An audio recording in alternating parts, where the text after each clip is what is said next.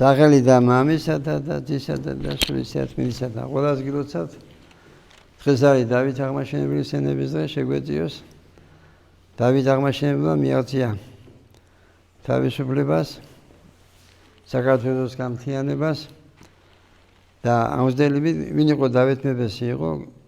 მიტროპოლიტი გიორგი ჭყონდიდელი და საძირკველი იყო სარწმუნოება მართლმადიდებლობა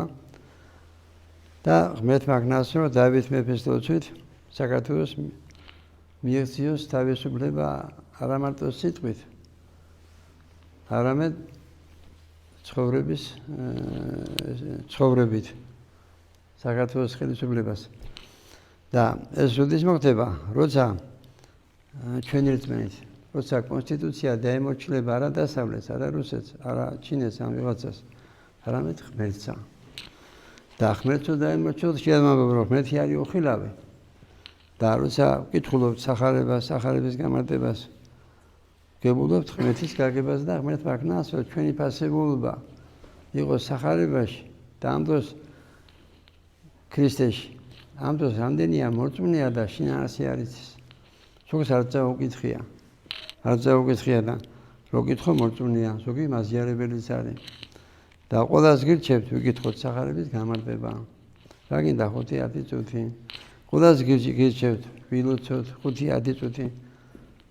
ან 15 წუთი მაინც როგორ უნდა დაუთმო ლოცვას როცა ადამიანი ოჯახი რო აჩინოს 8 საათი მუშაობს ზოგი კიდევ უფრო მეც მუშაობს და ამ დროს რო ფიზიკურად იმუშაო ჯანმრთელი რო იყო ისო პოლიგონი არ იყოს ისო რევოლუცია რო იყოს რომ არა მარტო სიტყვით არამედ ცხოვრებით რომ საქართველო გახდეს თავისუფალი ამისთვის ილოცო მას უნდა რწმენა და ღმერთმა მოგცეს სირწმენა რაც ჰქონდა დავით მეფეს ამ დროს თბილისიც კი დაღლობილი იყო როცა დავით მეფე ესე იგი მეფობა დაიწყო და გაანთავისუფლა გაამთლიანა საქართველო და თამარ მეფის მაგალითზე ჩანს კიდე აი მეფების მაგალითი მომყავს აი თამარ მეფის მეფობის ხანას ქვია ოქროს ხანა აი ზოგს გონია რომ ქრისტიანობა ეს არის მარტო გარდაცვალების შემდეგ და ეს ქრისტიანობა არის მარტო რაღაცა ცოდნა დოგმების ქრისტიანობა პირველ რიგში არის ცხოვრება შეიძლება სახარება იცოდე მაგრამ არ იყო ღმერთთან ამის მაგალითია იუდა მოციქული ღმერთთან იყო ღმერთის სიტყვას ისმენდა მაგრამ ვერ ეშველა რატომ იმიტომ რომ ფული უყვარდა ღმერთზე მეტად აი სამშობლოს სიყვარულიც კი თუ ის ღმერთზე მეტია რა ხდება მაშინ ხდები ფაშისტი როგორც გახდნენ გერმანელი ფაშისტები როგორც უკრაინელი ბენდერი ფაშისტები ასევე რუსის კინხედები და ასევე ჩვენც საქართველოს როცა მიიღო ეს დამოუკიდებლობა ომისთვის იწყების შემდეგ ზოგი გახდა ფაშისტი ლოზუნგით საქართველოს ქართველებისთვის იმან სწორი გაგები თქვა ერთმა განათოს პატრიოტი ადამიანი იყოს ვიად გამსახურდია მაგრამ ზოგი ქართველი გახდა ფაშისტი იმან რა გაგები თქვა რომ ის არ იყიდებოდესო როგორც გაიყიდა 9 წლის განმავლობაში საქართველოს მიწები რასაც კავშირი დაიშალა აი ეს იგულისხმა და ამ დროს ზოგი როცა მე სოხუმელი კი ვარ მაგრამ როცა ქართველი ხალხი მეუნება რომ ეს იყო თუ სხვა ტირო და ესე მიდიოდა ამ ქვეყნიდან ამას ქვია ფაშიზმი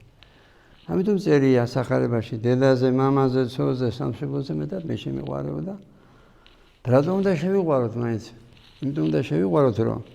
ჯერ ერთი მის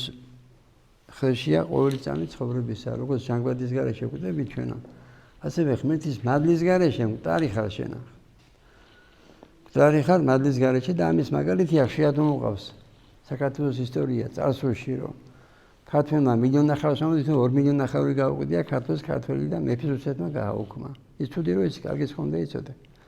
და დედა ოჯახის მეფის დედა და ოჯახის წევრები ებრძოდნენ ტყვეთას ყიდვას აი ებრძოდნენ რომ უნდა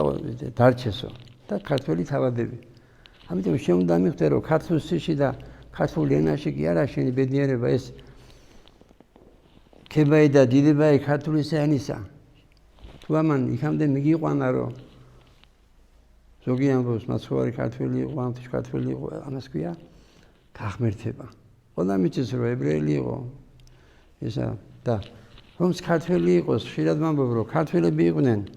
იმაში კი არა ქართველობაში ღმერთია ძალა ღმერთის მასშია ძალა ხშირად მოყავს კანისფერით იყო მოსე შავი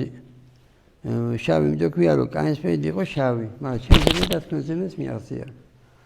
ასევე აბოთფილელი არაბი იყო, თბილისის ფარულად ითვლება. მეფე მერიანი ირანელი სპარსი იყო, ჩვენი პირველი მეფე გახდა ქრისტიანი. ამიტომ თუ მადლია შენში ადამიანი ხარ და თუ მადლის გარეშე ხარ, რას გავს ჩვენი მასმედია? ესე იგი ოპოზიციას აკინებს, ოპოზიციას და ეს ხალხი უმეტესობა არის სიზულეში და ოჯახის წევრებიც არიან დაყოფილები სხვადასხვა პოლიტიკური მოსაზრების გამო და ვინ აკეთებს ამას? ბოროტის სული. მისი მიზანია რომ ყველა ადამიანი გარდაცვალების შემდეგ წავიდეს ჯოჯოხეთში და ღმერთის მიზანი კიდე რა არის რომ ყველა ადამიანი ცხონდეს, ამიტომ ყველა გადარჩეს, ამიტომ ყველა იმას გაუმარჯოს ეს ხელისუფლებაში იქნება თუ ოპოზიციაში, ვინც მშვიდობისთვის ლოცულობს და არა ომისთვის. და ვინც ესე იგი ქრისტეს ერთგულია იმისთვის ლოცულობს და რა გვიწერია ლოცვა დილის ლოცვებში? ლოცვა მტრისთვის და სანამ არ იქნება მეორედ მოსვლა, ყოველთვის იქნება ფიზიკური მტერი და სული მტერი, რომელიც არ აკრია საქართველოს არც აკდა. დავით მეფის დროსაც, მაგრამ მიაღწია წარმატებას რითი? წმენით. და ამ დროს პატარა ქვეყანა იყო. ასევე თამარ მეფეს ისი მაგალითია. ოქროს ხანა ქვია. პატარა ქვეყანა კი ვიყავით, მაგრამ დამოუკიდებელი ვიყავით.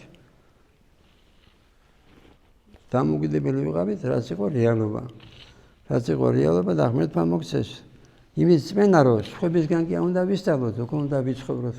როგორ უნდა გავზარდოთ ჩვენი ბავშვები, როცა საემოციკული იყო საქართველოში პირველ საუკუნეში და მეოთხე საუკუნიდან ქრისტიანები ვართ. 14 დამწერლობაში ჩვენი დამწერლობა და ქალი ყავდა მეფეთ მე-12 საუკუნეში. სახარებიდან ისწავლე ყველაფერი და რაც კარგია გადმოვიღოთ დასავლეთიდან, ამერიკიდან და ბედნიერი ვარ, რომ რაც ხდება ამერიკაში. ესეთი ხელისუფლება მოიყვანა ღმერთმა, რომ ამბობს ქალია, კაცია, თან სასაცილოა, თან სატირალია, რომ ეს მეხარია, რომ ეს დასამტკიცებელი გახდა. ღმერთმა მოგცეს მეტი წმენა, ჩვენთან არის ღმერთი.